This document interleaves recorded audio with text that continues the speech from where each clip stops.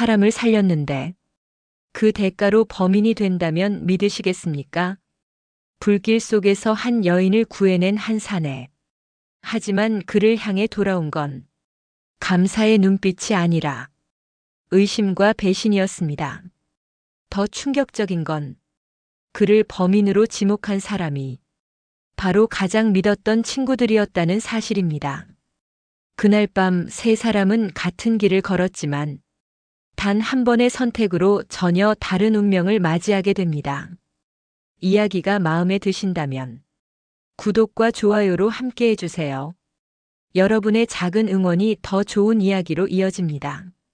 지금부터 들려드릴 이야기는 선택과 배신 그리고 늦게 찾아온 진실에 대한 이야기입니다. 과연 그날 밤 누가 진짜 죄인이었을까요? 그럼 지금 시작합니다. 강원도 깊은 산골에 이름조차 잘 알려지지 않은 작은 마을이 하나 있었습니다. 산등성이가 사방을 둘러싸고 있어 해가 늦게 뜨고 일찍 졌습니다.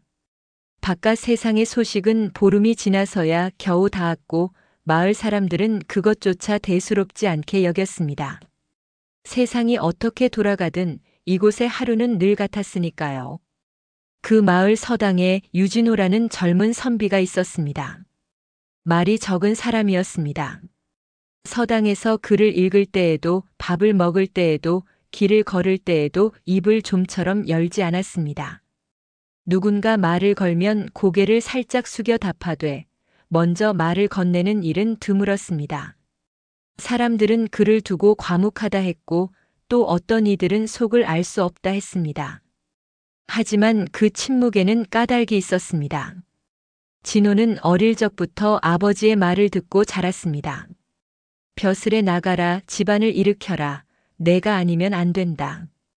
그 말들이 등에 쌓이고 쌓여 어느 순간부터 입보다 어깨가 먼저 무거워졌던 것이지요. 그는 글을 잘 읽었습니다. 붓을 쥐면 반듯한 글씨가 나왔습니다. 하지만 스스로 그것을 자랑스러워한 적은 한 번도 없었습니다. 잘하는 것과 하고 싶은 것 사이에서 늘 조용히 흔들리고 있었기 때문입니다. 그 서당에 또 한 사람이 있었습니다. 강무석. 장터에서 잔뼈가 굵은 상인의 아들이었습니다. 무석은 진호와는 여러모로 달랐습니다. 목소리가 컸고 웃음이 잦았고 사람 사이에 끼어드는데 거리낌이 없었습니다. 서당에 들어온 것도 글을 배우겠다는 뜻보다는 아버지의 성화에 못 이긴 탓이 컸습니다. 앉아서 글을 읽는 것보다 장터에서 물건값을 흥정하는 쪽이 훨씬 가슴이 뛰는 사람이었습니다. 무석에게는 한 가지 분명한 것이 있었습니다. 돈이 있으면 사람이 모이고 사람이 모이면 힘이 생긴다. 그것이 아버지에게서 배운 전부였고 그는 그 믿음에 한 번도 의심을 품은 적이 없었습니다. 그리고 마지막으로 어느 날 문득 나타난 사람이 있었습니다. 박도윤. 떠돌이 무사였습니다. 도윤은 어디서 왔는지 왜 이 마을에 들어왔는지 스스로 말한 적이 없었습니다. 몸에는 크고 작은 흉터가 여럿 있었고 눈빛은 또래보다 훨씬 깊었습니다. 칼을 다루는 솜씨가 있었지만 그것을 자랑하지 않았고 누가 물어도 대답 대신 웃음으로 넘겼습니다.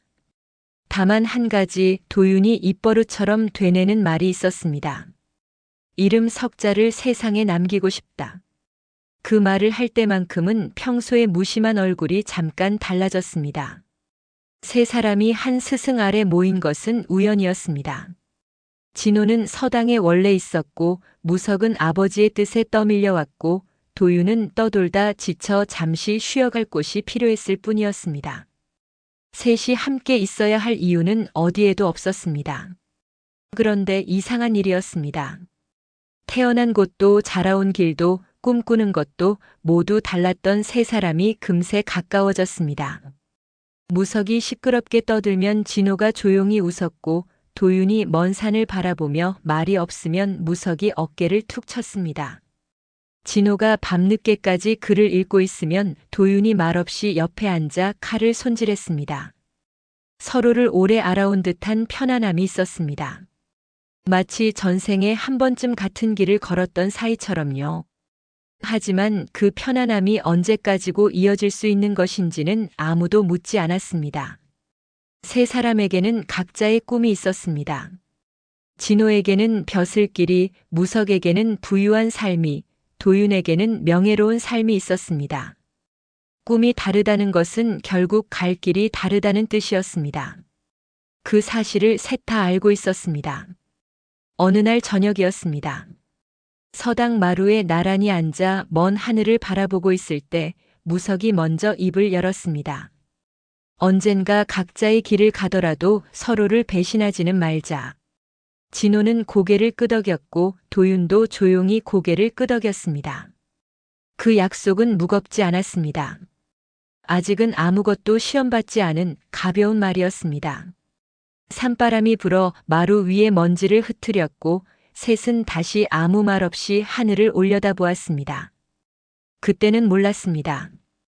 약속이란 것이 지키기 쉬운 날에는 빛이 나지 않는다는 것을, 정말로 약속이 필요한 순간은 그것을 지키는 일이 자신에게 해가 될 때 비로소 찾아온다는 것을, 그리고 그런 순간이 생각보다 그리 멀지 않은 곳에서 이 세 사람을 기다리고 있었습니다. 이윽고 셋은 마을을 떠나기로 했습니다. 한양으로 가기로 한 것이지요. 진호는 과거를 보기 위해, 무석은 장사미천을 마련하기 위해, 도윤은 무관의 길을 찾기 위해. 목적지는 같았으나 이유는 모두 달랐습니다. 짐을 꾸리는 날 아침 서당 스승은 세 사람을 불러 세우지 않았습니다. 다만 마당에 서서 멀어지는 세 사람의 등을 한참 동안 바라보았을 뿐이었습니다. 산길은 처음부터 순탄하지 않았습니다. 익숙한 마을 뒷산을 벗어나자 길은 곧 좁아졌고 이끼 낀 돌 사이로 발을 디딜 때마다 축축한 흙이 미끄러졌습니다.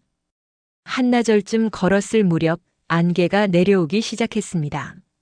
천천히, 아주 천천히 나무와 나무 사이를 채우더니 어느 순간 세 사람은 서로의 얼굴조차 흐릿하게만 보이는 깊은 안개 속에 서 있었습니다.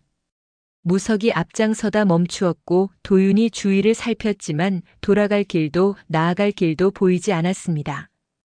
진호는 말없이 하늘을 올려다보았으나 해가 어디쯤 있는지조차 가늠할 수 없었습니다. 그렇게 세 사람은 깊은 계곡 안에 갇히고 말았습니다. 해가 기울기 시작했습니다.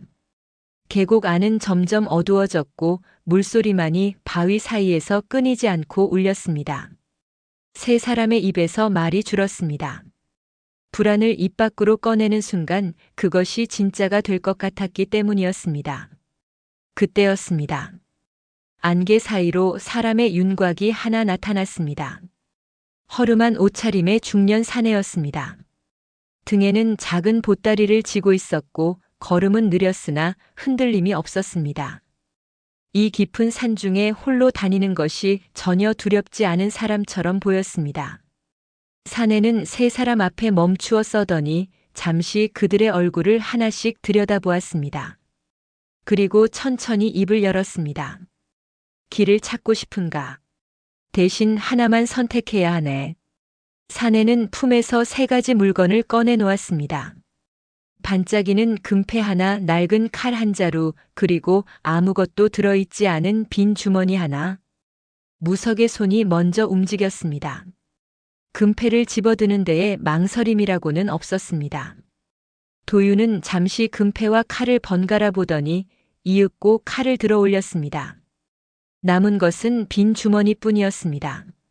진호는 한참을 서 있었습니다. 금패가 이미 없어서가 아니었습니다. 빈 주머니 앞에서 그는 무언가를 읽으려는 듯 오래 내려다보고 있었습니다. 이윽고 그는 천천히 손을 뻗어 빈 주머니를 집어들었습니다. 나그네는 그 모습을 지켜보더니 빙그레 웃었습니다. 가진 것이 없는 자가 가장 많은 것을 얻는 법이지. 그 말이 무슨 뜻인지 그때의 세 사람은 아무도 알지 못했습니다. 무석은 금패를 품에 넣으며 대수롭지 않게 웃었고 도윤은 칼자루를 쥐며 앞길을 재촉했습니다. 진호만이 빈 주머니를 쥔 채 한 발 늦게 걸음을 옮기고 있었습니다. 안개는 여전히 거치지 않았습니다. 하지만 세 사람 앞에 길 하나가 희미하게 열리고 있었습니다. 그 길이 어디로 이어져 있는지는 아직 아무도 몰랐습니다. 다만 한 가지 분명한 것이 있었습니다. 세 사람은 같은 길을 걷고 있었지만 이미 손에 쥔 것이 달랐습니다.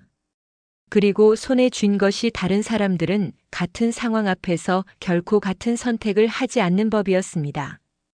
그 선택의 순간이 언제 찾아올지 그때의 세 사람은 알지 못했습니다.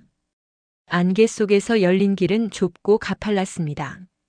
세 사람은 말없이 걸었습니다. 앞서거니 뒤서거니 하면서도 누구 하나 먼저 쉬자는 말을 꺼내지 않았습니다. 산을 하나 넘고 또 하나를 넘었습니다.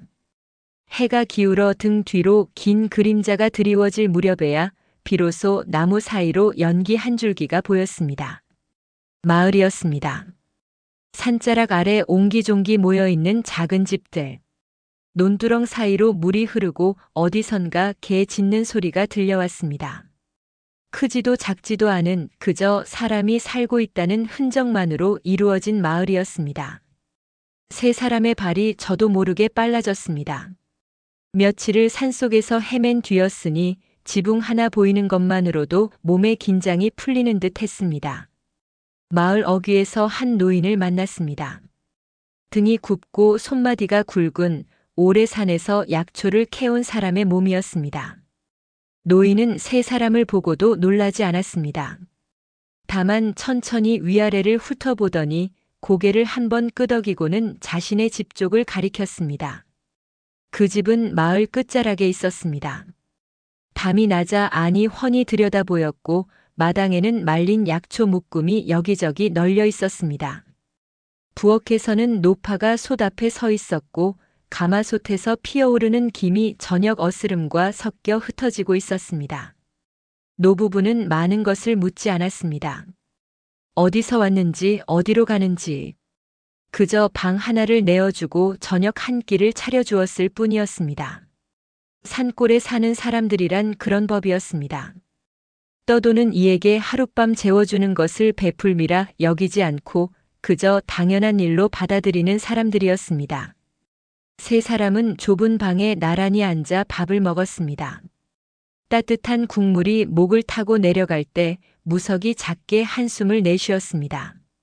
안도의 한숨이었습니다. 도유는 말없이 숟가락을 놓고 천장을 올려다보았고 진호는 국그릇을 두 손으로 감싸준 채 한참을 가만히 있었습니다. 그때였습니다. 안방 쪽에서 기침 소리가 들려왔습니다. 깊고 잦은 기침이었습니다. 한번 시작되면 좀처럼 그치지 않았고 멈추는가 싶으면 다시 이어졌습니다. 그 소리가 얇은 벽 너머로 고스란히 새어들어왔습니다. 노파가 조용히 일어나 안방 쪽으로 들어갔습니다.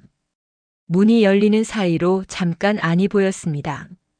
방 한쪽에 이불을 깔고 누운 사람이 있었습니다. 젊은 여인이었습니다. 얼굴이 창백했고 이불 밖으로 나온 손이 가늘었습니다. 연화라는 이름을 가진 약초꾼 노부부의 딸이었습니다. 몸이 약해 밖에도 잘 나가지 못하는 사람이었습니다. 계절이 바뀔 때마다 병이 깊어졌고 노부부는 산에서 캐온 약초로 달인 물을 하루에도 몇 번씩 끓여 먹였지만 차도는 더디기만 했습니다. 마을 사람들은 그 집 사정을 알고 있었으되 딱히 무엇을 해줄 수 있는 것도 아니었기에 그저 가끔 마당 앞을 지나며 고개를 끄덕여줄 뿐이었습니다. 문이 다시 닫혔습니다. 기침 소리는 이불 속에 묻힌 듯 낮아졌지만 완전히 사라지지는 않았습니다. 그 소리가 방 안의 공기를 미세하게 바꾸어 놓았습니다. 세 사람 모두 들었을 것입니다. 하지만 그것을 어떻게 받아들였는지는 각기 달랐습니다. 무석은 밥을 다 먹고 나서 자리에 누웠습니다. 품 안에서 금패를 꺼내 이리저리 돌려보았습니다. 어둠 속에서도 금빛이 희미하게 반짝였습니다. 그는 천장을 보며 한양에 도착한 뒤의 일들을 머릿속에 그리고 있었습니다. 이 금패를 미천 삼아 장사를 시작하면 어떨까? 큰 장터에 자리를 잡고 사람을 모으고 물건을 불리면 생각이 꼬리를 물수록 입꼬리가 살짝 올라갔습니다. 그에게 이 하룻밤은 목적지에 이르기 전 잠시 쉬어가는 주막 하나에 지나지 않았습니다. 도유는 벽에 기대앉아 칼을 무릎 위에 올려놓고 있었습니다. 낡은 칼이었지만 손에 쥐면 무게가 익숙했습니다. 도유는 칼자루를 천천히 쓸어내리며 생각에 잠겨 있었습니다. 자신의 이름을 세상에 알릴 수 있는 기회가 한양에 가면 있을 것이라 믿었습니다.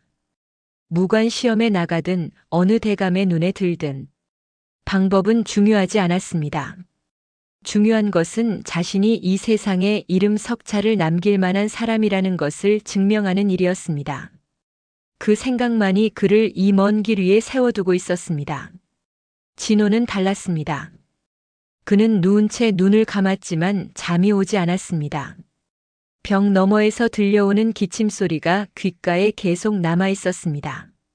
한 번 끊기고 다시 이어지고 또 끊기고 그 사이사이의 고요가 오히려 더 크게 느껴졌습니다. 기침이 멈춘 순간마다 숨을 제대로 쉬고 있는 것인지 괜히 귀를 세우게 되었습니다. 안면도 없는 사람이었습니다. 이름도 사정도 알지 못했습니다. 그런데도 그 소리가 마음 한쪽에 걸려 좀처럼 내려놓아지지 않았습니다. 왜 그랬는지 진호 스스로도 설명할 수 없었을 것입니다. 그저 누군가 아픈데 아무 소리도 내지 못하는 밤이란 것이 유독 길게 느껴졌을 뿐이었습니다. 밤이 깊어갔습니다. 마을에는 바람도 잦아들었고 개 짖는 소리도 멈추었습니다. 달빛이 마당의 약초 묶음 위에 내려앉았고 부엌의 솥에서는 이미 김이 모두 빠져나간 뒤였습니다. 세상 모든 것이 잠든 시각이었습니다. 세 사람도 눈을 감고 있었습니다. 하지만 같은 지붕 아래, 같은 어둠 속에 누워 있으면서도 세 사람의 머릿속은 전혀 다른 곳을 향하고 있었습니다. 무석은 내일을 그리고 있었고 도유는 먼 앞날을 그리고 있었습니다. 진호만이 지금 이 순간에 머물러 있었습니다. 벽 하나 너머 기침 소리가 다시 한번 희미하게 새어나왔습니다. 그리고 이번에는 기침 끝에 아주 작은 신음이 하나 섞여 있었습니다. 너무 작아서 듣고도 들은 것인지 확신할 수 없을 만큼 진호의 눈이 어둠 속에서 떠졌습니다.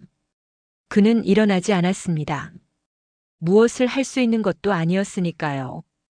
다만 누운 채로 천장을 바라보며 그 소리가 그치기를 기다렸습니다. 기침은 한참 뒤에야 잦아들었습니다. 하지만 잠은 끝내 오지 않았습니다. 그 밤이 지나면 세 사람은 다시 길을 나설 예정이었습니다. 한양까지는 아직 멀었고 갈 길이 바쁜 것은 셋 다 마찬가지였습니다. 이 마을은 스쳐 지나가는 곳이었고 이 집은 하룻밤만 빌린 자리였으며 벽 너머의 그 사람은 알지 못하는 남이었습니다. 그렇게 끝날 수도 있는 밤이었습니다. 아무 일도 일어나지 않은 채 날이 밝고 세 사람이 조용히 떠나면 그만인 밤이었습니다. 그런데 새벽녘이었습니다. 동이 트기 직전 하늘이 가장 어두운 그 시각에 마당 쪽에서 무언가 타는 냄새가 바람에 실려왔습니다. 처음에는 아무도 눈치채지 못했습니다. 냄새가 먼저였습니다. 무언가 그을리는 마른 것이 타들어가는 냄새.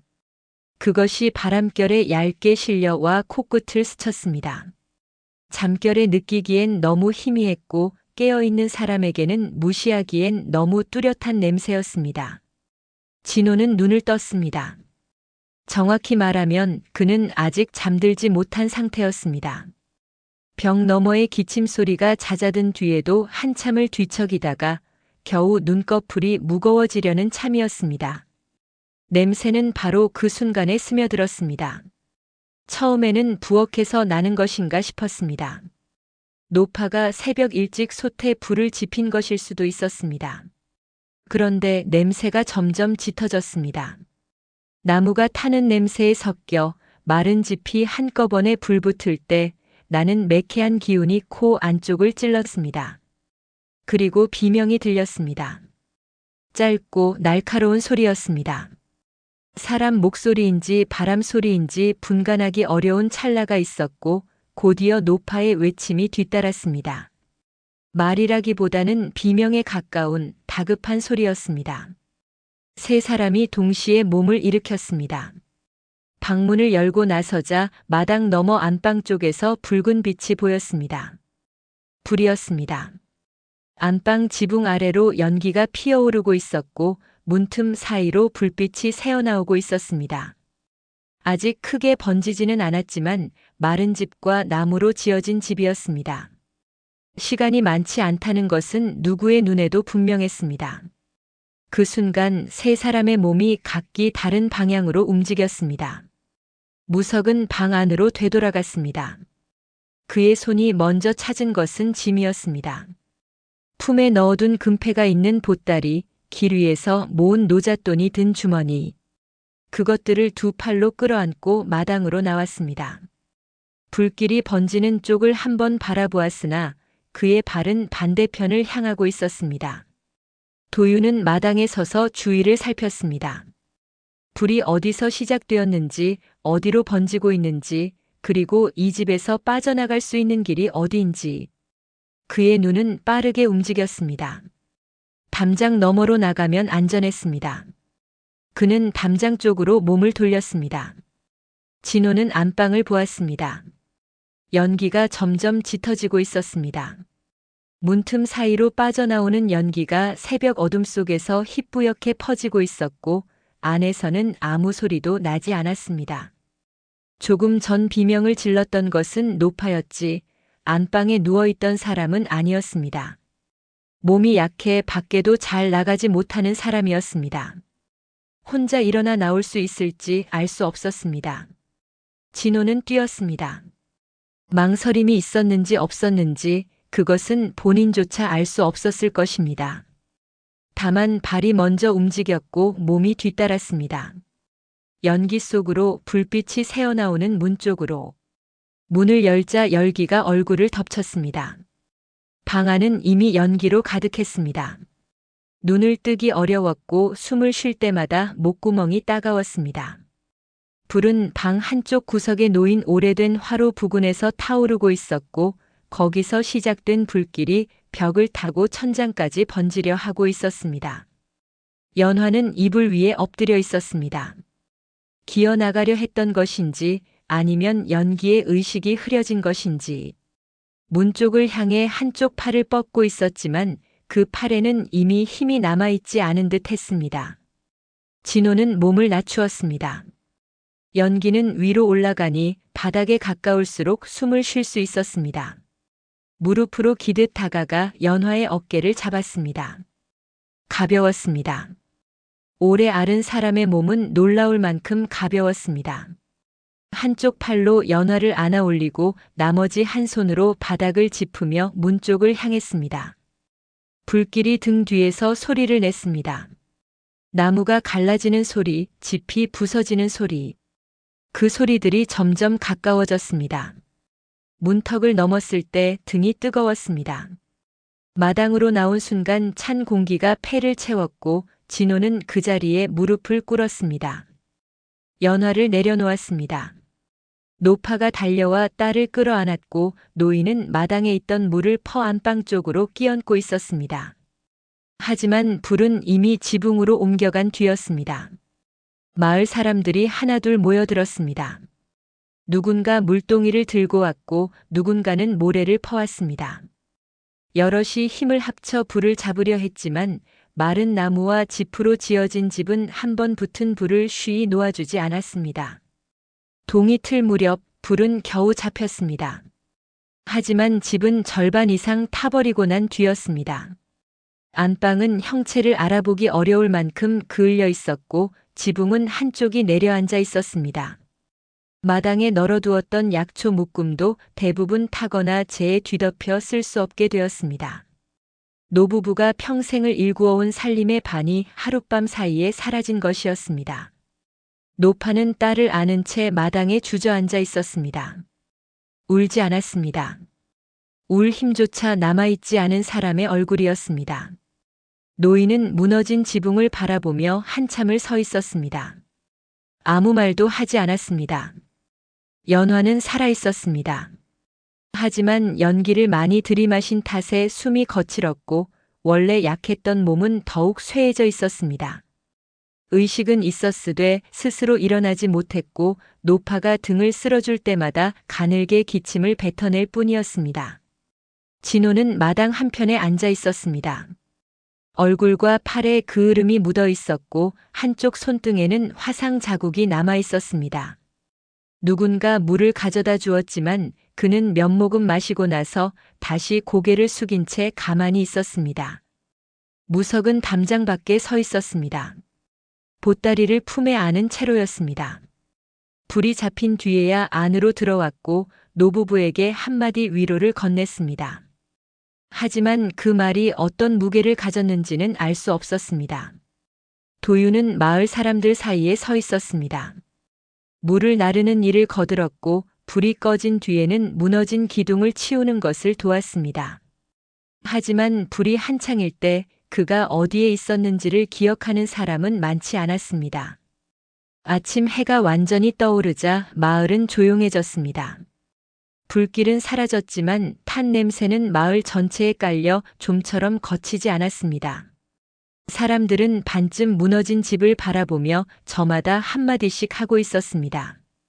처음에는 불쌍하다는 말이 오갔습니다. 노부부의 형편을 아는 이웃들이 혀를 끌끌 차며 고개를 저었습니다. 하지만 곧 말의 방향이 달라지기 시작했습니다. 누군가 먼저 말했는지는 모릅니다. 그런 말이란 것이 늘 그렇듯 시작은 알 수 없되 퍼져나가는 것은 빠른 법이었습니다. 저 외지인들이 오고 나서 불이 났다며. 처음에는 작은 속삭임이었습니다. 이웃끼리 길에서 마주친 김에 우물가에서 물을 깃다가 그런 자리에서 나지막이 오가는 말이었습니다. 하지만 그 말에는 씨앗이 있었습니다. 한번 뿌려진 의심은 땅에 떨어져 뿌리를 내리듯 사람들의 마음속에 조용히 자리를 잡기 시작했습니다. 외지인 셋이 마을에 들어온 날 밤에 하필이면 그 집에서 불이 났다. 그것이 우연이라 하기엔 사람 마음이란 것이 그리 너그럽지 못했습니다. 진호는 그 시선들을 느끼고 있었습니다. 마을 사람들이 자신들을 바라보는 눈빛이 아침과 달라졌다는 것을 알았습니다. 도움을 받은 직후의 고마움은 이미 옅어졌고 그 자리를 무언가 날카로운 것이 채워가고 있었습니다. 그는 무석과 도윤의 얼굴을 보았습니다. 무석의 눈에는 초조함이 서려 있었고 도윤의 입은 단단히 다물어져 있었습니다. 세 사람 모두 이 마을에서의 하룻밤이 예정보다 훨씬 길어지리라는 것을 어렴풋이 느끼고 있었습니다. 연화의 기침 소리가 마당 저편에서 다시 들려왔습니다. 밤새 연기를 들이마신 탓인지 어젯밤보다 훨씬 깊고 거친 기침이었습니다. 그 소리를 들으며 진호는 고개를 돌렸습니다. 반쯤 무너진 집, 마당에 주저앉은 노파, 그리고 가늘게 숨을 몰아쉬는 연화. 그가 이 마을을 그냥 지나칠 수 있었던 밤은 이미 지나가 버렸습니다. 그리고 마을 사람들의 입에서 도는 말은 아직 그 끝을 보이지 않고 있었습니다. 의심이란 것은 한번 방향이 정해지면 스스로 멈추는 법이 없었습니다. 누군가 그 의심에 이름을 붙여줄 때까지 그것은 계속해서 자라날 터였습니다. 그 이름이 누구의 것이 될지 세 사람 중 아무도 아직은 알지 못했습니다. 의심은 소리 없이 자랐습니다. 불이 나고 이틀이 지났지만 마을에 깔린 탄 냄새는 옅어지지 않았습니다. 바람이 불 때마다 재가 날렸고 반쯤 무너진 집은 그대로 마을 끝자락에 서 있었습니다. 지나가는 사람마다 그 집을 한 번씩 바라보았고 그때마다 입안에서 같은 말을 굴렸습니다. 외지인들이 온 뒤에 난 불이라고. 처음에는 막연한 불편함이었습니다. 정체를 알 수 없는 셋이 하룻밤 묵은 집에서 하필 그날 밤 불이 났다는 것. 그것만으로도 사람들의 마음에는 작은 가시 하나가 박힌 셈이었습니다. 그 가시는 빼지 않으면 점점 깊이 파고드는 것이었습니다. 우물가에서, 논두렁에서, 아이들을 불러들이는 저녁 마당에서 같은 말이 조금씩 형태를 바꾸어가며 돌았습니다. 처음에는 하필이면이었던 것이 혹시가 되었고 혹시는 어느 사이엔가 분명히로 굳어져 가고 있었습니다. 세 사람은 마을을 떠나지 못하고 있었습니다. 연화의 병이 깊어진 것이 이유였습니다. 불길에서 구해내기는 했으나 연기를 깊이 들이마신 탓에 기침이 그치지 않았고 원래 약했던 몸은 더욱 쇠약해져 있었습니다. 노부부는 반쯤 무너진 집에서 겨우 남은 방 하나에 연화를 눕혀놓고 하루에도 몇 번씩 약초를 다려 먹였습니다. 진호는 떠나지 않았습니다.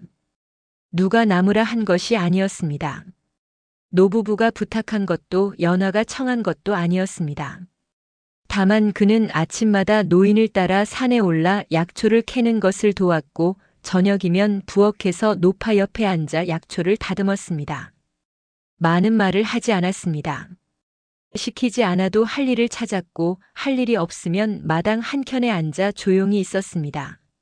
무석은 그런 진호를 이해할 수 없었습니다. 여기 있어봐야 우리한테 좋을 것이 없어. 무석은 진호에게 여러 번 말했습니다. 한양에 가야 하지 않느냐고. 여기서 이러고 있을 때가 아니지 않느냐고. 하지만 진호는 고개만 끄덕일 뿐 짐을 싸지 않았습니다. 도윤도 남아 있었습니다. 하지만 그것은 진호와는 다른 이유에서였습니다. 마을 사람들의 시선이 거북했고 이 상황에서 홀로 떠나는 것이 오히려 의심을 살 수 있다는 판단이었습니다. 셋이 함께 왔으니 셋이 함께 떠나는 것이 자연스러웠고 그때까지는 기다려야 한다고 생각했습니다. 그 사이에도 마을의 말은 계속 돌았습니다. 사흘째 되던 날이었습니다. 마을 이장이 세 사람을 불렀습니다. 마을 어귀 큰 느티나무 아래 몇몇 어른들이 모여 앉아 있었습니다. 얼굴들이 굳어 있었습니다. 환대의 자리가 아니라는 것은 앉기도 전에 알 수 있었습니다. 이장은 돌려 말하지 않았습니다. 마을 사람들이 불안해하고 있다고 했습니다. 외지인 셋이 묵은 집에서 불이 났는데 그 원인을 아는 사람이 아무도 없다고 했습니다. 노부부의 집은 오래되었으나 지금까지 불이 난 적은 단 한 번도 없었다고 했습니다. 그 말의 끝에 무엇이 매달려 있는지는 분명했습니다. 무석의 얼굴이 굳었습니다. 도윤은 아무 말 없이 이장의 눈을 바라보고 있었습니다. 진호는 고개를 숙인 채 땅을 보고 있었습니다. 이장이 물었습니다. 그날 밤 무슨 일이 있었느냐고. 아무도 대답하지 않았습니다. 잠시 침묵이 흘렀습니다. 느티나무 잎이 바람에 흔들리는 소리만이 그 사이를 채웠습니다. 이장은 다시 한번 물었고 이번에는 눈빛이 조금 더 날카로워져 있었습니다. 무석이 먼저 입을 열었습니다. 저희는 자고 있었습니다. 비명소리에 깨어났고 불이 나 있는 것을 보았을 뿐입니다. 틀린 말은 아니었습니다. 하지만 그 말 안에는 빠진 것들이 있었습니다. 누가 먼저 뛰어나갔는지, 누가 무엇을 했는지, 그리고 누가 무엇을 하지 않았는지. 그것들은 말해지지 않았습니다. 이장은 고개를 끄덕였으나 납득한 얼굴은 아니었습니다. 모임이 끝난 뒤 세 사람은 노부부의 집으로 돌아왔습니다. 해가 지고 있었습니다. 마당에 길게 들이운 그림자 위로 세 사람이 나란히 걸었지만 발걸음 사이의 간격이 며칠 전보다 벌어져 있었습니다. 방에 들어서자 무석이 먼저 입을 열었습니다. 목소리가 낮았습니다. 낮았지만 또렷했습니다. 이 상황에서 엮이면 우리 모두 끝이야. 진호는 무석을 보았습니다. 무석의 눈에는 초조함 너머로 무언가를 이미 계산하고 있는 빛이 있었습니다. 장터에서 자란 사람의 눈이었습니다.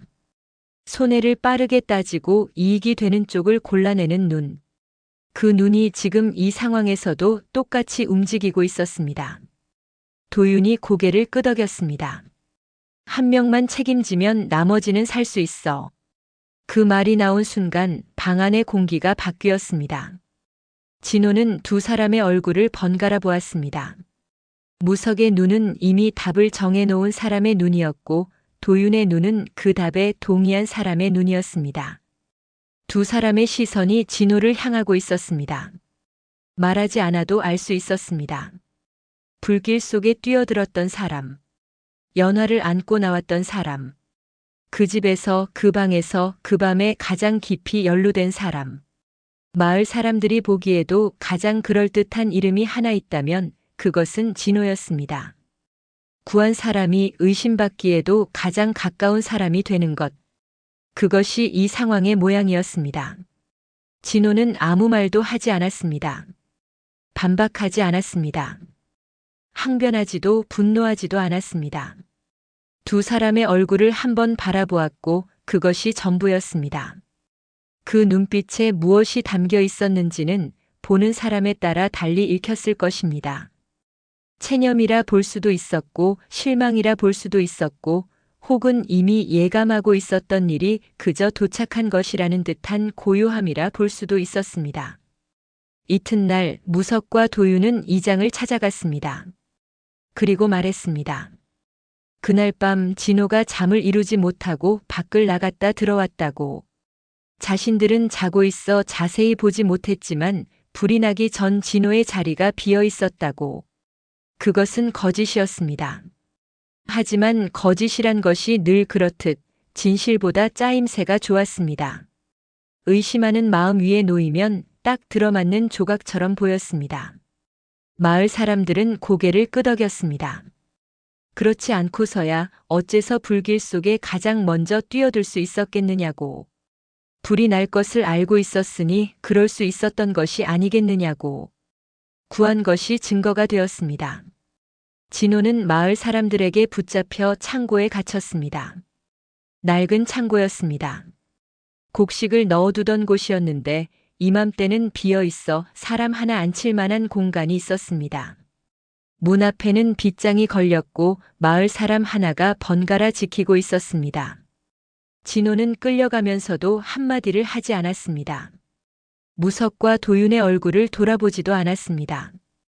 고개를 숙인 채 묵묵히 걸었고 창고 안에 들어서서는 벽에 등을 기대고 앉았습니다. 그것이 전부였습니다. 무석은 진호가 끌려가는 뒷모습을 보았습니다. 잠깐, 아주 잠깐 시선이 흔들렸지만 곧 고개를 돌렸습니다. 도윤은 처음부터 그쪽을 보지 않았습니다. 그날 밤 창고 안은 어두웠습니다. 문틈 사이로 들어오는 달빛이 바닥에 가느다란 줄 하나를 그었고 그 줄 위에 진호의 손이 놓여 있었습니다. 화상 자국이 남은 손이었습니다. 남의 집에서 난 불에 뛰어들어 남의 딸을 안고 나온 손이었습니다. 그 손의 주인이 지금 이 창고에 갇혀 있었습니다. 밖에서는 벌레 소리가 들려왔습니다. 멀리서 개 짖는 소리가 한 번 울리고 그쳤습니다. 마을은 다시 잠들어 가고 있었습니다. 아무 일도 없었다는 듯이. 하지만 창고 안의 사람은 잠들지 않았습니다. 진호는 눈을 감고 있었습니다. 얼굴에는 아무런 표정도 없었습니다. 분노도 억울함도 원망도 드러나지 않았습니다. 다만 가끔, 아주 가끔 입술이 미세하게 움직이는 것이 보였는데 그것이 무슨 말이었는지는 아무도 듣지 못했습니다. 서당 마루에서 나누었던 약속이 그 밤에도 어딘가에 남아 있었는지는 알 수 없는 일이었습니다. 다만 한 가지 분명한 것은 있었습니다. 약속을 먼저 입에 올린 사람이 무석이었다는 것. 그리고 그 약속을 가장 먼저 저버린 사람도 무석이었다는 것. 창고 밖 어둠 속에서 바람이 한 줄기 불어왔습니다. 문틈으로 스며든 바람이 진호의 머리카락을 가볍게 흔들었고 다시 잠잠해졌습니다. 밤은 아직 깊었습니다. 그리고 이 긴 밤 속에서 진호가 무슨 생각을 하고 있었는지, 그가 왜 한마디도 하지 않은 채 이 자리에 앉아 있는 것인지는 아직 아무도 알지 못했습니다. 창고에 갇힌 지 사흘이 지났습니다. 아침이면 마을 사람 하나가 문틈 사이로 밥 한 그릇을 밀어 넣었고 저녁이면 빈 그릇을 거두어 갔습니다. 그것이 진호에게 허락된 바깥 세상의 전부였습니다. 밥을 넣어주는 사람은 진호의 얼굴을 들여다보지 않았고 진호도 그 사람의 얼굴을 올려다보지 않았습니다. 창고 안에는 시간이 없었습니다. 문틈으로 들어오는 빛의 각도가 바뀌면 낮이었고 빛이 사라지면 밤이었습니다. 그것만이 하루와 하루를 나누는 유일한 경계였습니다. 그 안에서 진호는 대부분의 시간을 벽에 등을 기대고 앉아 보냈습니다. 때로는 눈을 감았고 때로는 천장을 올려다보았습니다. 그는 억울함을 말하지 않았습니다. 밥을 가져다 주는 사람에게도 문 앞을 지키는 사람에게도 단 한 번도 자신이 불을 내지 않았다고 말하지 않았습니다. 결백을 호소하지 않았고 풀어달라 청하지도 않았습니다. 무석과 도윤의 이름을 입에 올리지도 않았습니다. 마을 사람들은 그 침묵을 다르게 읽었습니다. 아무 말도 못하는 것이라고, 할 말이 없으니 잠자코 있는 것이라고, 침묵이란 것이 때로는 어떤 말보다 불리한 법이었습니다. 변명하지 않는 사람들은 인정한 것으로 받아들이기 쉬웠으니까요. 하지만 진호의 침묵에는 다른 결이 있었습니다. 그것을 알아챈 사람은 아직 아무도 없었습니다. 나흘째 되던 날이었습니다. 해가 기울기 시작할 무렵 창고 문 앞에 인기척이 있었습니다. 밥을 가져올 시간은 아니었습니다. 빗장이 열리는 소리가 났고 문이 천천히 열렸습니다. 빛이 쏟아져 들어왔습니다. 진호는 눈을 가늘게 떴습니다. 며칠 동안 어둠에 익숙해진 눈에 햇살이 날카로웠습니다. 빛 속에 사람의 윤곽이 하나 서 있었습니다. 등이 구부정하고 몸이 마른 나이 든 사내였습니다. 허름한 옷차림이었습니다. 진호는 그 옷차림을 기억하고 있었습니다. 안개 속 계곡에서 세 개의 물건을 내밀었던 사람. 금패와 칼과 빈 주머니를 놓고 선택하게 했던 사람. 그 나그네가 지금 창고 문 앞에 서 있었습니다. 나그네는 안으로 들어와 진호의 맞은편에 천천히 앉았습니다. 한참 동안 아무 말이 없었습니다. 나그네는 진호의 얼굴을 가만히 들여다보고 있었고 진호는 고개를 숙인 채 바닥을 바라보고 있었습니다. 창고 안에 먼지가 떠다니는 것이 빗줄기 사이로 보였습니다. 나그네가 먼저 입을 열었습니다. 왜 말하지 않나?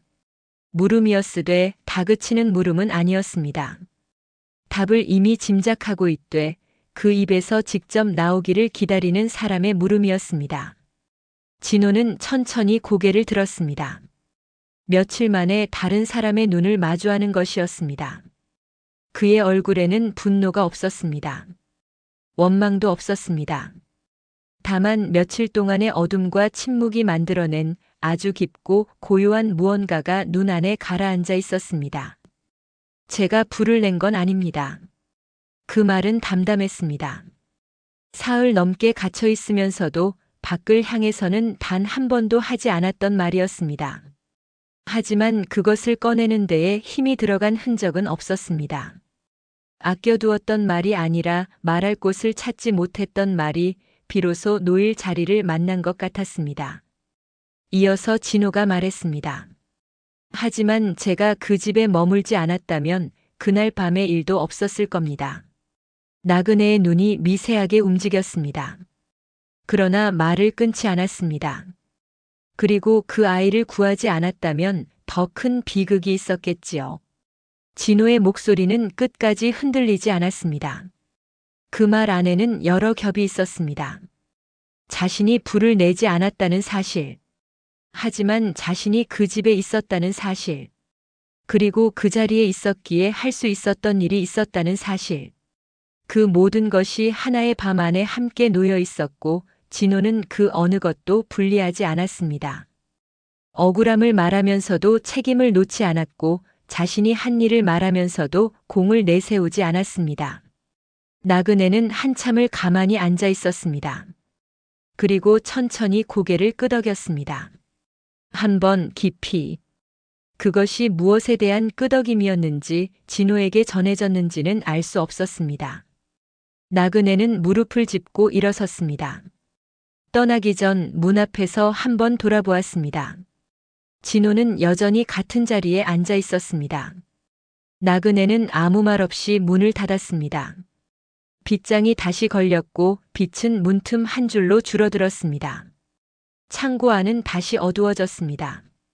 하지만 나그네가 다녀간 뒤 진호의 자세가 조금 달라져 있었습니다. 등을 벽에 기대고 있는 것은 같았지만 고개가 살짝 들려 있었습니다.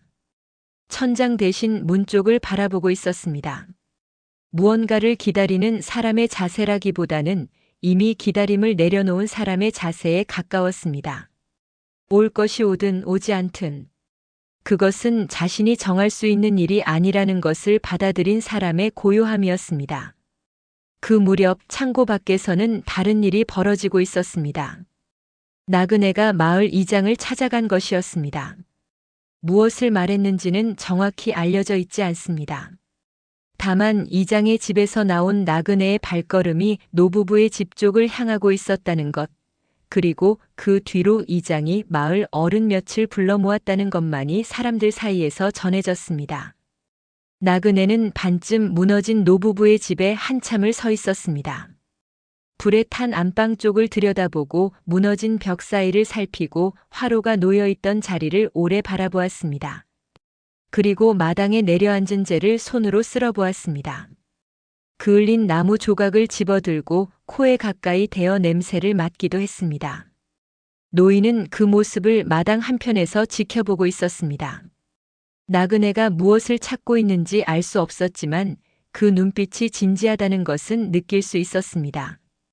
해가 완전히 지고 어둠이 내려앉았을 때 나그네는 노인의 집을 나서며 한마디를 남겼습니다. 그 말이 무엇이었는지는 아직 진호에게 전해지지 않았습니다. 창고 안에 진호는 여전히 같은 자리에 앉아 있었습니다. 밤이 다시 찾아왔고 벌레 소리가 다시 울기 시작했습니다. 멀리서 올빼미 소리가 한 번 들리고 그쳤습니다. 바람이 불지 않는 밤이었습니다. 고요가 창고를 가득 채우고 있었습니다. 진호는 눈을 감았습니다. 그리고 그 고요 속에서 아주 먼 곳에서 들려오는 것처럼 기침 소리가 희미하게 들려왔습니다. 노부부의 집 쪽에서였습니다. 연화의 기침이었습니다. 며칠이 지났는데도 여전히 그치지 않는 깊고 가느다란 기침. 진호의 손이 무릎 위에서 가만히 움직였습니다. 아무것도 쥐고 있지 않은 손이었습니다. 금패도 칼도 없는 빈 주머니를 골랐던 그 손이, 불길 속에서 사람을 안아 올렸던 그 손이 지금 이 어두운 창고 안에서 아무것도 할 수 없는 채 놓여 있었습니다.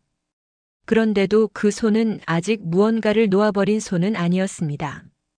진호는 기침 소리가 잦아들 때까지 눈을 뜨고 있었습니다. 그리고 소리가 그친 뒤에도 한참을 어둠 속에서 가만히 깨어 있었습니다. 이 긴 밤이 어떻게 끝날지 진호는 알지 못했습니다. 다만 이 창고의 빗장이 열리는 날이 온다면 그것이 자신의 힘으로 열리는 것은 아닐 터였습니다. 누군가가 진실을 찾아주거나 아니면 끝내 찾지 못하거나 그 둘 중 하나일 것이었습니다. 그리고 그 진실이라는 것이 이 작은 마을에서 얼마만큼의 무게를 가질 수 있는지는 아직 아무도 장담할 수 없었습니다. 닷새째 아침이었습니다. 창고 문 앞에 밥그릇이 놓이지 않았습니다. 진호는 평소처럼 문틈으로 스며드는 빛의 각도를 보며 아침이 왔음을 알았습니다. 밥이 들어올 시각이 지났지만 인기척이 없었습니다. 발소리도 그릇이 바닥에 놓이는 소리도 들리지 않았습니다. 대신 마을 쪽에서 사람들의 목소리가 들려왔습니다. 웅성거리는 소리였습니다. 한두 사람의 소리가 아니었습니다. 여럿이 한 곳에 모여 있을 때 나는 낮지만 두꺼운 소리였습니다.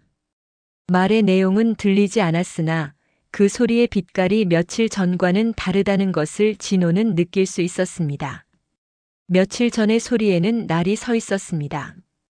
의심과 불안이 뒤섞인 무언가를 몰아세우려는 방향이 있는 소리였습니다.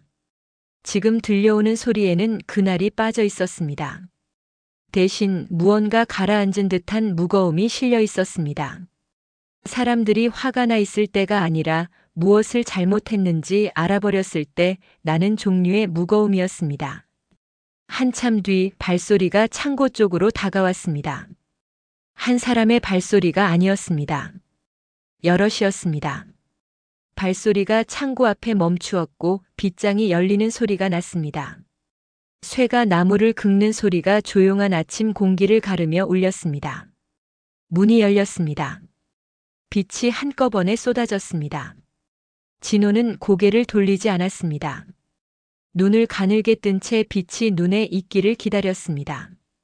천천히, 아주 천천히 빗속의 윤곽들이 드러났습니다. 이장이 서 있었습니다. 그 뒤로 마을 어른 서너 명이 보였고 조금 떨어진 곳에 나그네가 서 있었습니다. 나그네는 팔짱을 끼지도 앞에 나서지도 않은 채 그저 한 발 뒤에서 이쪽을 바라보고 있었습니다. 이장의 얼굴이 며칠 전과 달랐습니다. 그때는 단단하게 다물린 입, 의심을 품은 눈이었습니다. 지금은 입이 다물려 있되 힘이 빠져 있었고 눈은 곧바로 진호를 바라보지 못하고 한 번 땅을 거쳐 올라왔습니다. 이장이 입을 열었습니다. 목소리가 낮았습니다. 불의 원인이 밝혀졌다고 했습니다. 안방 구석에 놓여있던 화로. 오래되어 갈라진 틈 사이로 불씨가 새어나왔고 그것이 옆에 쌓아둔 마른 약초 더미에 옮겨 붙은 것이었습니다. 나그네가 불에 탄 자리를 살핀 뒤 노인에게 확인한 것이었고 노인도 화로가 오래전부터 금이 가 있었음을 인정한 것이었습니다. 사고였습니다. 외지인과는 무관한 오래된 화로에서 비롯된 사고. 이장은 말을 마치고 잠시 입을 다물었습니다. 그 침묵 속에 무엇이 들어있는지 진호는 읽을 수 있었을 것입니다. 미안하다는 말이 나오기까지 시간이 조금 걸렸습니다. 이장은 고개를 숙였습니다. 깊이 숙이지는 않았으나 그 고개 안에 마을 전체의 무게가 실려 있다는 것은 느낄 수 있었습니다. 뒤에 서 있던 어른들도 하나둘 고개를 숙였습니다. 누군가는 입술을 달싹거렸으나 끝내 말이 되어 나오지는 못했습니다. 진호는 천천히 일어섰습니다. 며칠을 앉아 있었던 몸이 뻣뻣했습니다. 무릎이 펴지는 데 시간이 걸렸고 일어선 뒤에도 한쪽 다리가 저려 잠시 벽을 짚어야 했습니다. 하지만 그 불편함을 내색하지 않았습니다. 진호는 이장을 바라보았습니다. 그리고 고개를 한번 숙였습니다. 사과를 받아들인다는 뜻이었는지 자신도 폐를 끼쳤다는 뜻이었는지 혹은 그저 이 일이 끝난 것에 대한 안도였는지 그 고개 숙임 안에 무엇이 담겨 있었는지는 진호만이 알고 있었을 것입니다. 진호가 창고를 나서자 바깥의 공기가 폐를 채웠습니다. 며칠 만에 맞는 아침 공기였습니다. 축축하고 서늘한 산골 마을 특유의 공기. 숨을 들이쉬자 가슴 안쪽이 서늘해졌고 내쉬자 어깨가 조금 내려앉았습니다. 마을 사람들이 저마다 창고 쪽을 바라보고 있었습니다. 멀찍이 서서 가까이 오지는 못한 채 며칠 전 외지인을 몰아세우던 그 얼굴들이 지금은 시선을 어디에 두어야 할지 모르는 표정을 하고 있었습니다. 그 시선들 사이를 지나 진호는 노부부의 집으로 걸어갔습니다. 반쯤 무너진 집은 며칠 전 그대로였습니다. 무너진 지붕 아래로 하늘이 보였고 탄 기둥이 비스듬히 기울어져 있었습니다. 마당에는 재가 쓸린 자국이 있었지만 구석구석에는 아직 그 흐름이 남아 있었습니다. 마당 한쪽 남은 방 앞에 노파가 앉아 있었습니다. 진호가 오는 것을 보았지만 일어서지 않았습니다. 다만 고개를 돌려 진호의 얼굴을 한참 바라보았습니다. 며칠 동안 창고에 갇혀 있었던 사람의 얼굴을, 자신의 딸을 불길에서 안아 나온 사람의 얼굴을 노파는 말없이 들여다보았습니다. 노파의 입이 열리려 했으나 닫혔습니다. 다시 열리려 했으나 또 닫혔습니다. 무슨 말을 해야 할지 모르는 사람의 얼굴이었습니다. 미안함과 고마움이 한꺼번에 놓여 있어 어느 것을 먼저 꺼내야 할지 알 수 없는 사람의 얼굴이었습니다. 진호는 아무 말도 기다리지 않았습니다. 그는 마당 한편에 놓인 빗자루를 집어들었습니다. 그리고 제가 남아있는 마당을 천천히 쓸기 시작했습니다. 한 번, 두 번. 빗자루가 마당의 흙 위를 지날 때마다 회색빛 재가 옆으로 밀려났습니다. 느린 동작이었습니다. 서두르지 않았습니다. 마치 이 마당을 쓰는 것이 처음부터 자신이 해야 할 일이었다는 듯이 아무런 설명 없이 빗자루를 움직였습니다. 노파는 그 모습을 한참 바라보다가 고개를 돌렸습니다. 어깨가 한번 떨렸습니다. 소리는 나지 않았습니다. 안방 쪽에서 기침 소리가 들려왔습니다. 연화의 기침이었습니다. 며칠 전보다 아주 조금 약해진 기침이었습니다. 여전히 깊었지만 끊어지는 사이의 간격이 조금 더 길어져 있었습니다. 진호는 빗자루를 멈추고 그 소리를 들었습니다. 잠깐이었습니다. 그리고 다시 마당을 쓸기 시작했습니다. 그날 오후 진호는 노인을 따라 산에 올랐습니다. 약초를 캐기 위해서였습니다. 노인은 앞서 걸으며 아무 말도 하지 않았고 진호도 뒤따르며 아무 말도 하지 않았습니다. 산길에서 들리는 것은 낙엽 밟히는 소리와 두 사람의 숨소리뿐이었습니다. 산중턱에서 노인이 멈추어 섰습니다. 약초가 자라는 곳이었습니다. 바위 틈 사이로 뿌리를 내린 작고 질긴 풀들이 돌 사이에 모여 있었습니다. 노인이 허리를 굽혀 풀을 뽑기 시작했고 진호도 옆에 앉아 같은 일을 했습니다. 한참을 그렇게 일하다가 노인이 한마디를 했습니다. 연화가 물을 마셨다네. 아침에 약초 달인 물을 스스로 손을 뻗어들고 마셨다는 뜻이었습니다. 며칠 동안 노파가 떠먹여야만 했던 것을 생각하면 작은 변화였습니다. 진호는 고개를 끄덕였습니다. 그것이 대화의 전부였습니다. 두 사람은 다시 말없이 약초를 캤고 해가 기울 무렵 산을 내려왔습니다. 저녁이 되었습니다. 진호는 부엌에서 약초를 다듬고 있었습니다. 노파가 솥에 물을 올렸고 진호가 다듬은 약초를 건네면 노파가 솥에 넣었습니다. 솥 위로 김이 피어올랐고 부엌 안에 쓴 풀냄새가 퍼졌습니다. 그 냄새 속에서 진호는 조용히 앉아 있었습니다. 며칠 전에는 창고의 어둠 속에 앉아 있었고 지금은 부엌의 김 속에 앉아 있었습니다. 장소가 달라졌을 뿐 그의 자세는 크게 다르지 않았습니다. 할 수 있는 일을 하고 할 수 없는 일 앞에서는 가만히 있는 것. 그것이 이 사람의 방식이었습니다. 밤이 되자 마을이 고요해졌습니다. 진호는 마당에 나와 앉았습니다. 하늘에 별이 나와 있었습니다. 산골 마을의 밤하늘은 별이 많았습니다. 너무 많아서 오히려 어느 것을 보아야 할지 알 수 없을 만큼 그는 한참 동안 그 하늘을 올려다보고 있었습니다. 서당의 마루에서 세 사람이 나란히 앉아 하늘을 올려다보던 밤이 떠올랐는지도 모릅니다. 같은 하늘이었습니다. 같은 별이 떠 있었을 것입니다. 하지만 그 하늘 아래 앉아 있는 사람의 수는 줄어 있었습니다. 무석과 도유는 보이지 않았습니다. 두 사람이 어디에 있는지 진호는 묻지 않았습니다. 마을 사람들에게도 나그네에게도 누구에게도 그 이름을 꺼내지 않았습니다. 다만 한 가지, 마당에 앉아 하늘을 올려다보는 진호의 어깨가 그 밤 따라 유독 고요해 보였다는 것은 부엌에서 나오던 노파의 눈에 잠깐 비쳤을 것입니다. 진호는 오래 앉아 있었습니다. 별이 조금씩 위치를 바꾸고 밤이 깊어지고 마을의 마지막 불빛마저 꺼질 때까지 그는 그 자리에 앉아 있었습니다. 그리고 이윽고 일어서서 방으로 들어갔습니다. 그날 밤 진호는 잠이 들었습니다. 창고가 아닌 방에서 며칠 만에 처음으로.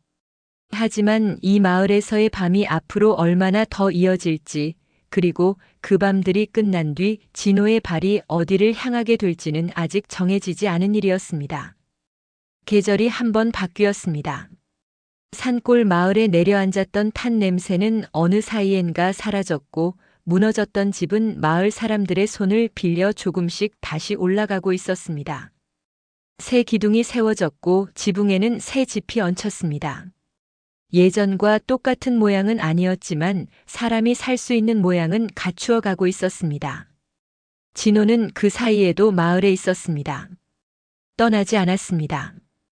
아침이면 노인을 따라 산에 올랐습니다.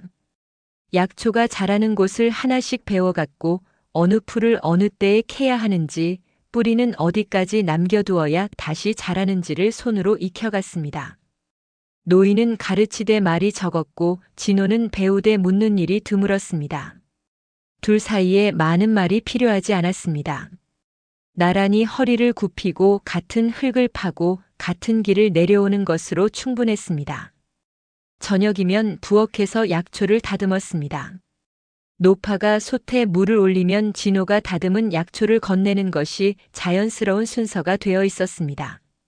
처음에는 노파가 먼저 손을 내밀어야 받아갔으나 어느 순간부터는 진호가 먼저 약초를 손 옆에 놓아두었고 노파는 그것을 말없이 집어넣었습니다. 그 사이 연화는 서서히 달라지고 있었습니다. 처음에는 기침 소리로만 존재하던 사람이었습니다. 벽 너머에서 들려오는 깊고 가느다란 기침, 이불 밖으로 나오지 못하는 창백한 얼굴. 그것이 진호가 아는 연화의 전부였습니다. 그런데 약초 달인 물을 꾸준히 마시고 날이 풀려 바람이 따뜻해지면서 연화의 몸에 조금씩 기운이 돌기 시작했습니다. 기침이 하루에 서너 차례로 줄었고 앉아 있을 수 있는 시간이 길어졌습니다. 어느 날은 방문을 열고 마당을 바라보고 있었고 또 어느 날은 마루 끝에 걸터 앉아 햇볕을 쬐고 있었습니다. 진호가 산에서 내려올 때 마루에 앉아 있는 연화와 눈이 마주친 적이 있었습니다. 연화는 고개를 살짝 숙였습니다. 진호도 고개를 살짝 숙였습니다. 그것이 전부였습니다. 말을 주고받은 것은 아니었습니다. 하지만 그 짧은 고개 숙임 안에 불길 속에서 건네어진 것과 창고 안에서 지켜진 것, 그리고 그 뒤로 매일 다듬어진 약초와 매일 달여진 물이 함께 놓여 있었습니다. 마을 사람들의 태도도 바뀌어 있었습니다. 처음에는 외지인을 의심하던 눈이었고 진실이 밝혀진 뒤에는 미안해하면서도 어디에 시선을 두어야 할지 모르는 눈이었습니다. 그런데 진호가 떠나지 않고 마을에 남아 노부부를 돕는 것을 날마다 보면서 그 눈이 다시 한번 달라졌습니다. 누군가 먼저 말을 건넸습니다. 산에서 내려오는 진호에게 오늘은 많이 캤느냐고. 사소한 말이었습니다. 하지만 며칠 전까지 고개를 돌리던 사람이 먼저 입을 연 것이었습니다. 그 뒤로 하나둘 마을 사람들이 진호에게 말을 걸기 시작했습니다. 집을 고치는데 못이 필요하다며 가져다 준 사람이 있었고 산에서 캐온 것이라며 밤 한 주먹을 내민 사람도 있었습니다. 대단한 것은 아니었습니다. 다만 닫혀있던 문이 아주 조금씩 열리고 있었습니다. 진호는 그것을 의식하지 않는 듯 했습니다. 받으면 고개를 숙여 고마움을 표했고 도울 일이 있으면 도왔습니다. 거기에 기대나 계산은 없었습니다. 그는 그저 그 마을에서 그날의 일을 했습니다. 한편 무석과 도유는 한양으로 떠난 뒤였습니다. 진호가 창고에 갇혀있던 그 며칠 사이에 두 사람은 마을을 빠져나갔습니다. 이른 새벽 아무에게도 알리지 않은 채 아침이 되어 두 사람의 자리가 비어있는 것을 마을 사람들이 발견했을 때 이미 한참을 걸어간 뒤였습니다. 두 사람은 한양으로 가는 길 위에서 처음 얼마간은 나란히 걸었습니다. 하지만 오래 가지 못했습니다. 진호를 두고 온 일이 그 사이에 놓여 있었기 때문이었습니다. 입을 맞추어 한 사람에게 죄를 돌렸다는 사실. 그것은 둘 사이의 말에서 직접 꺼내어지지는 않았지만 꺼내어지지 않았기 때문에 오히려 더 깊이 가라앉아 있었습니다. 무석은 걸으면서 자꾸 뒤를 돌아보았습니다. 뒤에서 누가 따라오는 것이 아닐까? 마을에서 사람을 보낸 것이 아닐까? 진실이 밝혀져 자신들을 찾는 것이 아닐까? 걸음을 옮길 때마다 그런 생각이 발목을 잡았습니다. 금패가 품 안에 있었지만 그것을 만질 때마다 손끝이 편하지 않았습니다. 도유는 앞만 보고 걸었습니다. 뒤를 돌아보지 않았습니다. 하지만 앞을 보는 눈이 맑지 않았습니다. 칼을 쥔 손에 힘이 들어가 있었고 입은 단단히 다물려 있었습니다. 무언가를 떨쳐내려는 사람의 얼굴이었습니다. 두 사람 사이에 말이 줄었습니다. 쉬어갈 때에도 나란히 앉지 않았습니다.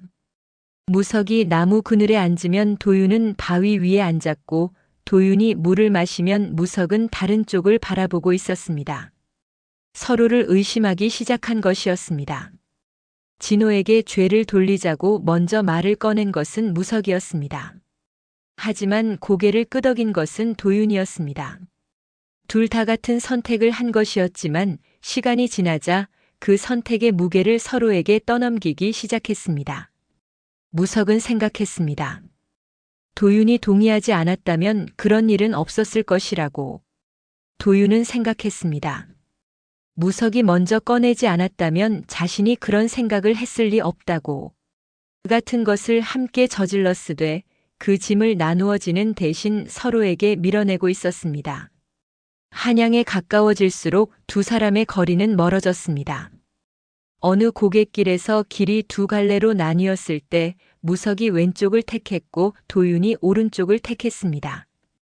둘 다 상대에게 같이 가자는 말을 하지 않았습니다. 돌아보지도 않았습니다. 그것이 두 사람이 서로를 본 마지막이었습니다. 무석은 한양에 도착하여 장사를 시작하려 했습니다. 금패를 미천 삼아 물건을 사들이고 사람을 모으려 했습니다. 하지만 낯선 곳에서 믿을 사람이 없었습니다. 사람을 모으려 할수록 의심이 앞섰고 의심이 앞서니 사람이 모이지 않았습니다. 한번 배신한 사람의 눈에는 모든 사람이 배신할 수 있는 사람으로 보이는 법이었습니다. 금패는 어느 사이엔가 빚을 갚는 데 쓰였고 빚을 갚고 나면 또 다른 빚이 남았습니다.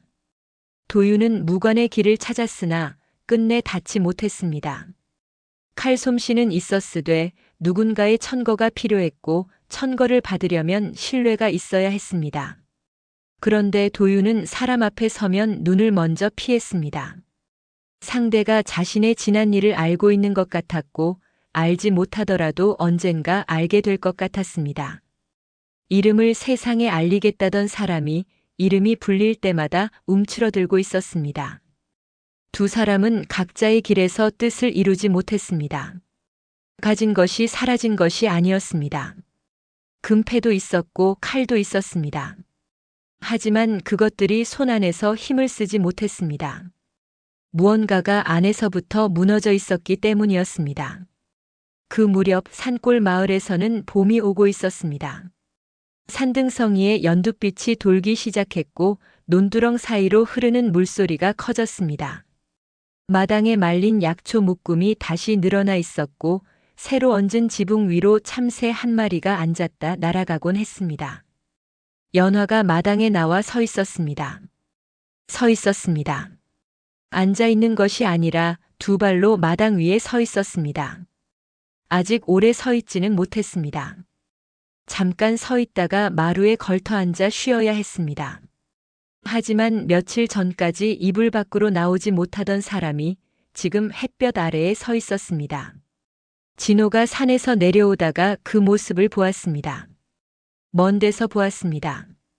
마을 어귀를 지나 노부부의 집 쪽으로 접어드는 길목에서 마당에 서 있는 사람의 모습이 눈에 들어왔습니다. 진호는 걸음을 멈추지 않았습니다. 빨라지지도 느려지지도 않았습니다. 같은 보폭으로 마당 안에 들어섰고 등에 진 약초 보따리를 마루 아래에 내려놓았습니다. 연화가 고개를 돌려 진호를 보았습니다. 진호도 연화를 보았습니다. 잠깐이었습니다. 진호는 다시 약초를 정리하기 시작했고 연화는 마루에 앉아 마당을 바라보았습니다. 해가 기울고 있었습니다. 마당에 길어지는 그림자 위로 진호의 손이 움직이고 있었습니다. 약초를 묶고 가지런히 놓고 다음 묶음을 들어 올리고 느리고 조용한 동작이었습니다. 노파가 부엌에서 나와 그 광경을 보았습니다. 마루에 앉은 딸과 마당에서 약초를 다듬는 사내. 노파는 잠시 서 있다가 말없이 부엌으로 돌아갔습니다. 저녁이 되었습니다. 진호는 마당에 나와 앉았습니다. 늘 앉던 자리였습니다. 하늘에 별이 나오고 있었습니다. 서당의 마루에서 보던 그 하늘과 창고의 문틈으로 보던 그 하늘과 지금 이 마당에서 올려다보는 하늘이 모두 같은 하늘이었습니다. 하지만 같은 하늘 아래에서도 사람은 달라지는 것이었습니다. 진호는 빈 주머니를 선택했던 날을 떠올렸는지도 모릅니다. 나그네가 말했던 것처럼 가진 것이 없는 자가 가장 많은 것을 얻는다는 그 말. 그때는 알지 못했던 그 말의 무게가 지금은 조금 다르게 느껴졌을 것입니다. 진호가 이 마을에서 얻은 것은 금패도 아니고 칼도 아니었습니다. 벼슬도 아니고 부도 아니고 명예도 아니었습니다.